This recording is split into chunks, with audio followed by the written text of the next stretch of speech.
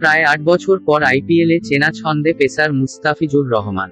আইপিএলের প্রথম দিনে চেন্নাইকে জেতালেন বাংলাদেশি ক্রিকেটার মুস্তাফিজুর রহমান।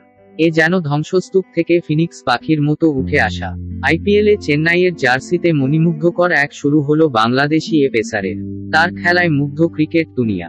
৪ ওভারে ২৯ রান, সঙ্গে ৪ উইকেট। সেই ৪ উইকেটের মাঝে আছে Virat Kohli, Faf du Plessis, Cameron গ্রিনের মতো তারকারা নাম। আছে রজত পতিদারের মতো উদীয়মান তারকাও। ম্যাচ শেষে ফিজ পেয়েছেন ম্যান অব দ্য ম্যাচ এবং ফ্যান্টাসি প্লেয়ার অব দ্য ম্যাচের পুরস্কার।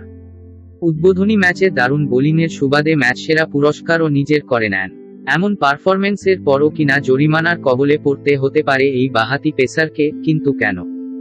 জানা গেছে, বেঙ্গালুরুর বিপক্ষে ম্যাচে চেন্নাইয়ের একাদশে থাকা অন্যান্য ক্রিকেটারদের জার্সির হাতায় একটি মদের ব্র্যান্ডের লোগো থাকলেও সেটি দেখা যায়নি কাটার মাস্টারের জার্সিতে।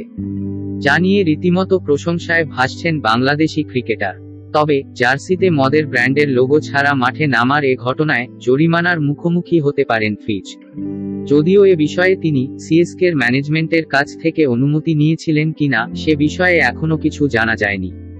বিশ্ব ক্রিকেটে এরকম নজির এর আগেও দেখা গেছে। যে কাতারে আছেন হাশিম আমলা, মঈন আলীসহ বিশ্বের নামকরা সব মুসলিম ক্রিকেটার। এবার সেই খাতায় নিজের নাম লেখালেন বাংলাদেশের মুস্তাফিজুর রহমান।